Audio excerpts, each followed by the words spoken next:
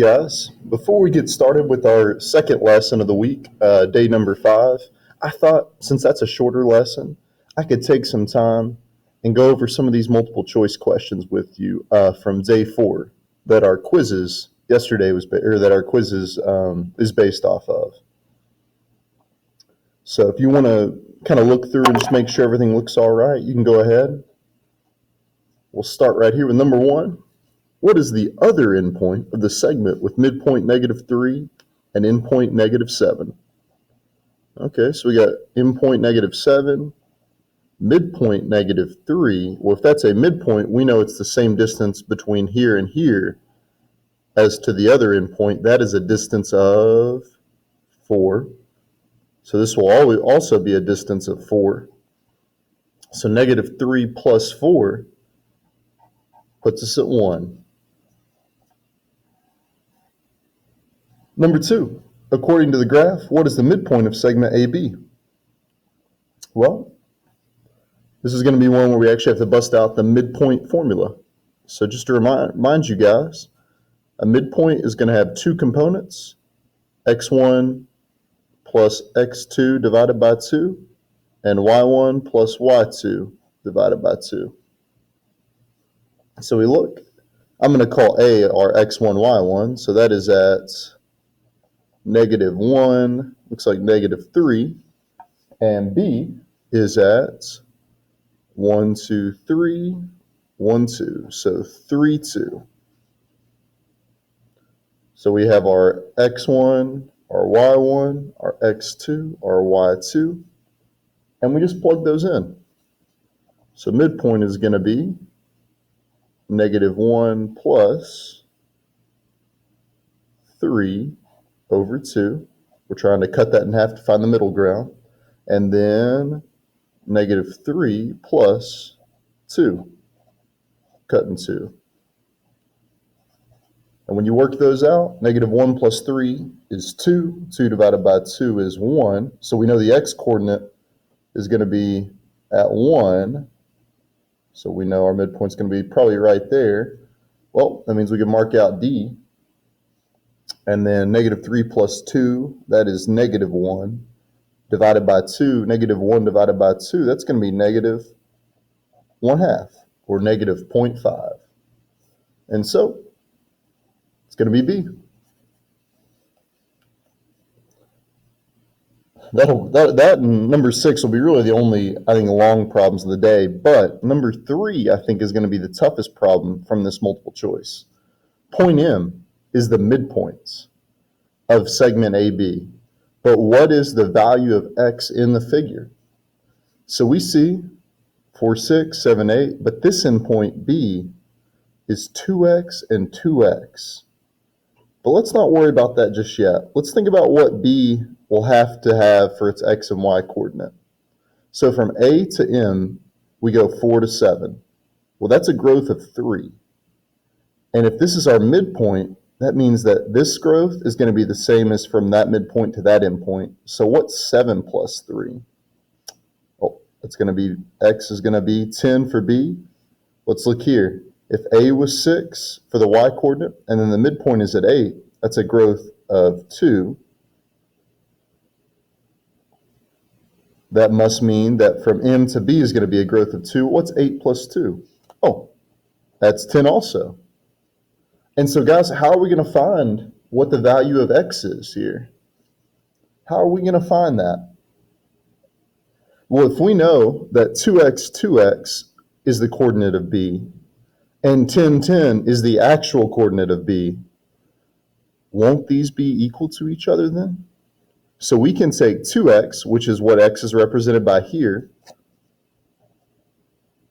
and set it equal to what the x-coordinate of B actually is, 10. And from there, you just solve for x. That one was kind of tough if you weren't really sure what you were looking at there. That's an algebra problem hidden inside of a geometry problem. Now, based off day 3 multiple choice homework, I noticed a lot of people missed the question on that Google form we did. A lot of people missed the question just like number 4. So I wanted to put a question similar on here. If the midpoint of segment XZ is Y, which of the following is true? Now I want to remind you that if it hadn't have said midpoint, this would not have been split up into halves. Make sure it tells you that this point is the midpoint. If it doesn't, you can't do what we're about to do. That's what got some of you guys on that day 3 multiple choice. So which of the following is true then if y is a midpoint? If this piece is equal to that piece. So xz, the whole, is equal to xy, the part. Well, that's not true. xz, the whole, is equal to 1/2 of xy. Ooh, no, that's not true. If that 1/2 had been with xz, that would have been true, but half of this piece is not going to be equal to the whole. Yz, this half, is equal to 1/2 of xy. Again, that's not true. 1/2 is not going to be equal to half of a half. That's a quarter. So, nope, which means it's got to be D. And the reason that is, this half, yz, is going to be equal to half of the whole, xz. And this is equal to 1/2 of the whole. Number 5, how about a little bit easier one here? This diagram shows the distance in meters. How far in meters is it from the parking lot to your house? Well, we know from here to the point at 0 is 162. But on top of that, we have another extra added distance of 27. And again, remember, when we talk distance, distance is always positive. So even though I know that's negative 27, we don't care about that. We just care about how far the total distance is. So we take 162, add that to 27, and you end up with 189 for number 5, 189 meters. And then last question, we busted out the midpoint formula earlier. Time to do the same for the distance formula.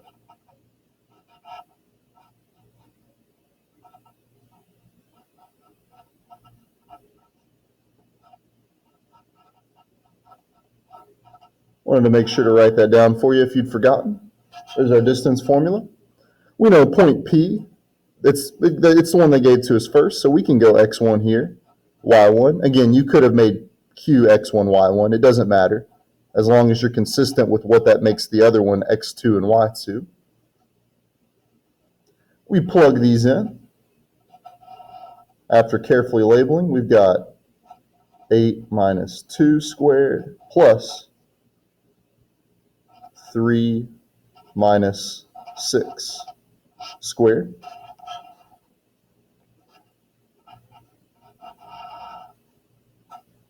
Eight minus 2 is 6. 6 squared, remember PEMDAS, 6 squared is 36, plus 3 minus 6 is negative 3. A negative squared is always going to be a positive. Negative 3 squared is positive 9. 36 plus 9 is going to give us, we got 45 under there, but be careful. This is the square root of 45, not 45 itself. So A is off the table. We take the square root of 45, and you get to the nearest tenth, 6.7. So welcome to day number 5, guys. We are almost at the halfway point of this chapter, which is always really exciting. And we have ourselves our first two-parter, angle measures, part 1. And the key there really is angles. You're going to see in our standards, we've got angle here and angles here. So both our standards today have to do with angles, but they also have to deal with segments, planes, and then something we haven't really talked at all about yet, rays. So let's kind of dig into some of these definitions, guys. And again, you're my accelerated class. I'm not going to read these to you. Instead, what I want you guys to do is let's take the first minute or two, and I just want you guys to look over definitions 1, 2, and 3. So you can pause the video, take a minute to kind of read over those, and then we'll discuss them. So our new definition, array. Key here is it has one endpoint and then extends infinitely in one direction. So one endpoint and extends forever going into one direction. So let's look. Where's our one endpoint for both of these right here? Well, looks like H is that endpoint for this ray, and A is the endpoint for this ray. And whenever we're talking about rays, we use a line with an arrow on one end above whatever that ray is called. So for example, let's look at this first ray. I like to go alphabetical, so we have H, G, with our line and an arrow above it to represent the ray, since it has one point at the end and then goes on forever. See if you can do the same thing for the second one. What will we call the second ray? That's right, AB with the ray sign above it. Now, as for a vertex, an angle, I think you guys have heard of both of these next two.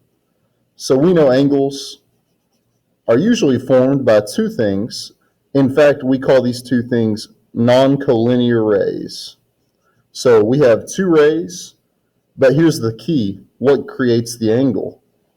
Well, it's created by a common endpoint. Check it out over here. There's that common endpoint right there. Right there. Probably should have drawn it like this. There we go. Make it less confusing. And here are our two sides, our two non-collinear rays. Now a vertex, that's going to be the common endpoint that we were talking about. That's going to be where the two rays meet to make the angle. A vertex is where the angle exists. It is where the angle is created. So for example, let's make our own little ray collection of rays here with a vertex. I'm going to call this point E, and that's going to be our common endpoint. That's going to be our vertex. And then let's put 2 points out here. Let's go C and B. And guys, if you don't get anything else out of this lesson today, please, please, please make sure you know how we represent angles. It is so incredibly important. Otherwise, you will make so many mistakes whenever we're talking about angles and writing them and labeling them in the future. There are 3 ways we can label an angle. We can label an angle based off the vertex. So we called this point our vertex E. Guess what? This angle could be called, here's the symbol for an angle, like a little mouth with a curved line through it. We could call this angle E. If it has a number, let's say the number 4 was here, and this was called, angle 4. You could represent it like that. And then here is the one I am most worried about, guys.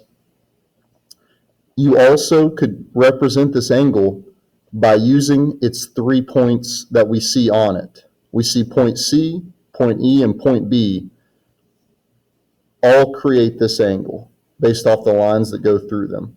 Here is the key. If you were going to use 3 points to represent an angle, the vertex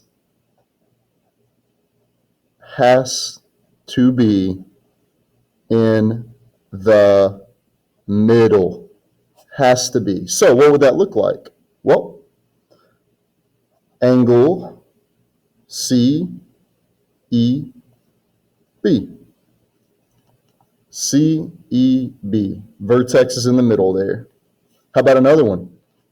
Kind of scoot this over a little bit. How about angle B, E, C? Beck. B, E, C. E is still in the middle. The vertex has to be in the middle if you label this with multiple points. So on to something a little less stressful. Let's look at some angles. So we talked about what an angle is. Let's talk about the different kinds of angles. We have right angles, which you all know are equal to 90 degrees. We have acute angles, which we know measure less than 90 degrees. We have obtuse angles, which are greater than 90 degrees, something like maybe 110, 115.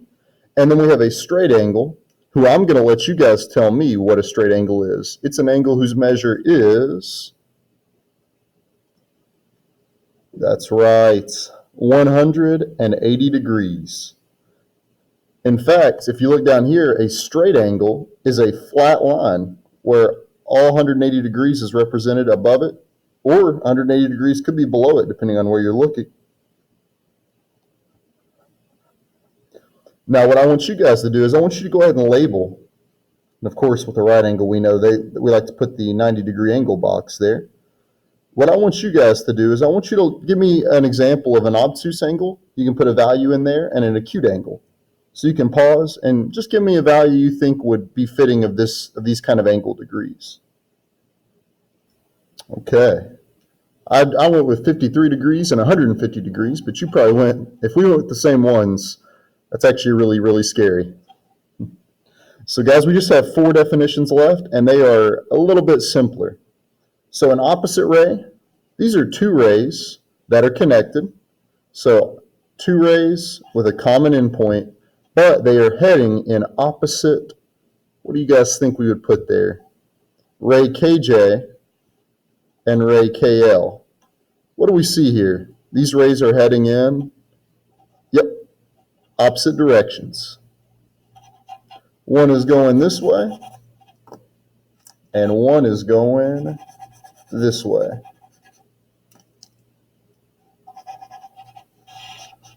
All right. Congruent angles. Now, there's that word again, congruence. An incredibly important word in geometry. Congruent angles are just angles. We know this has to do with the same measure. Well, these are angles with the same measure. And if you ever see 2 things with the same measure, we like to put the same number of tick marks inside their angle. So I'm going to put 1 there and 1 there. That way they're identical, 110 and 110. How about here? I'm going to close to show these angles. I'm going to go 2 here. So 2 there and 2 there, since they're the same. And then finally, how about we'll go 3 to rep that. And one way you might see this is you might see on this one, you see how we have angle A and angle B? You could say the measure of angle A, 48 degrees, is congruent. Remember, congruent is equal sign with a congruent bar above it. It's congruent to the measure of angle B. That might be one way we could represent this in mathematical writing. Measure of angle A is congruent to the measure of angle B. All right, on to the next one. Last 2 definitions, guys. Here's another one that's going to last with us for all of geometry. And it's really going to help us in a lot of ways because it sometimes makes a problem a little bit easier. We have an angle bisector.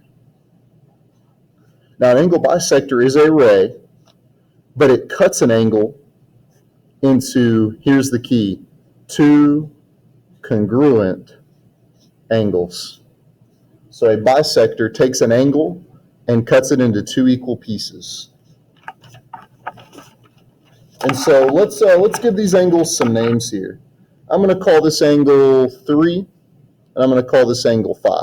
Again, these are not degrees, just names for them. And so if you wanted to show that BD is an angle bisector, here's how you could write it. But since we gave these names, here's another way you could write it. You could write angle 3, the measure of angle 3 is going to be congruent to the measure of angle 5, just like we did on the last one. What's something else we could say?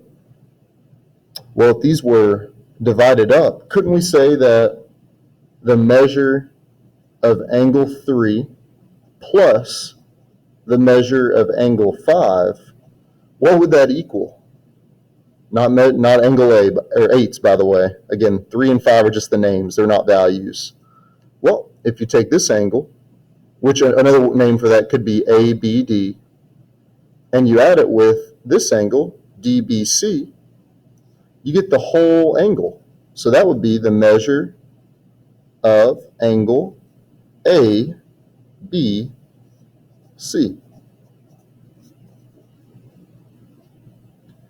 And we call this, you're probably thinking, wait a minute, part plus part equals whole. I've heard that before. That's right. That's because what we just talked about is not seg add post, but angle add post. Part plus part equals whole. Angle add post. Part plus part equals the whole.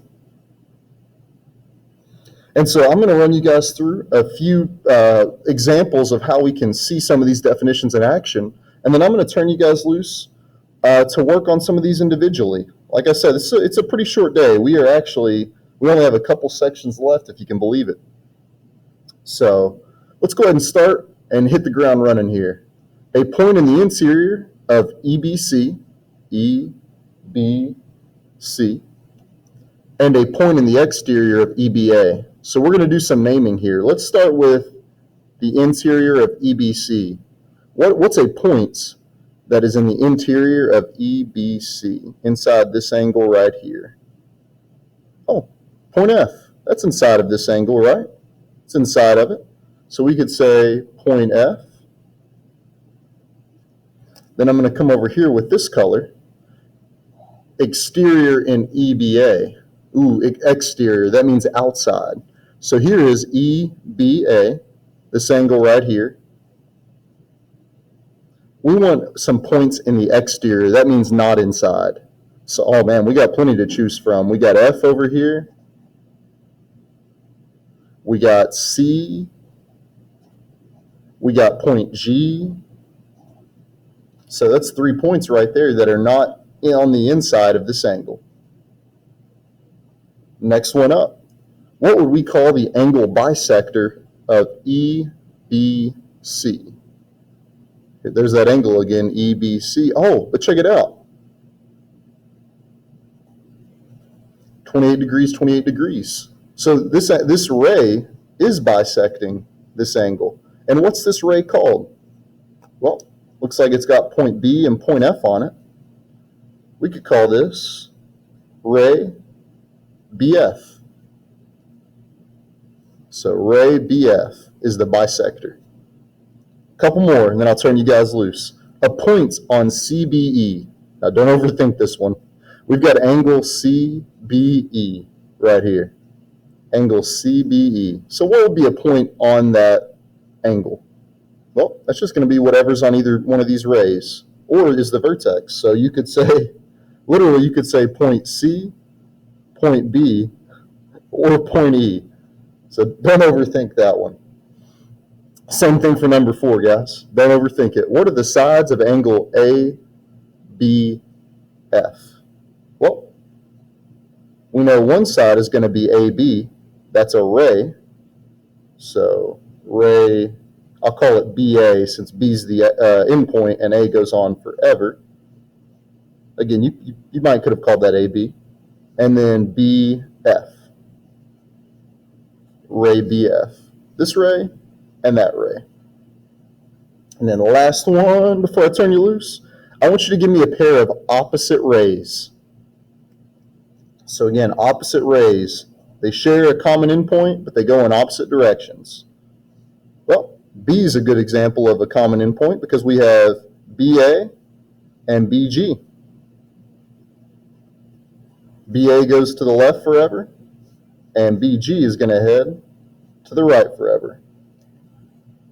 Now you can pause the video here in a second, and I'm going to let you guys practice 6, 7, and 8. You can go ahead. All right. What are you guys thinking on 6, 7, and 8? Anybody go perfect?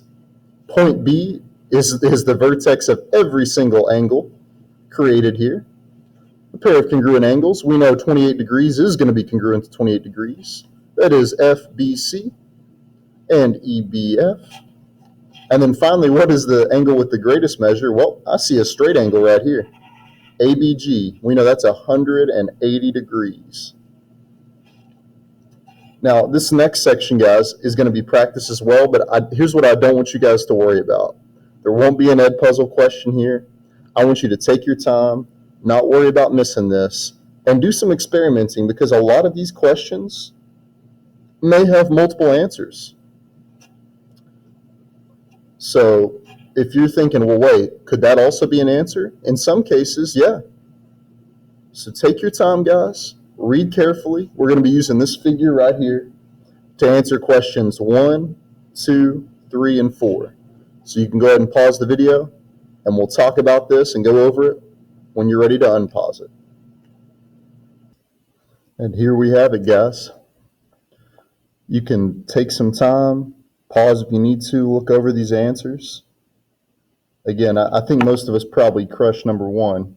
As far as number 2 is concerned, naming the sides of angle 6, we can see that that is ray NM and that is ray NO. And a point on the interior of NMP would be point O. We can see that's in the middle there. And then another name for angle QPR, you could have called that angle 3.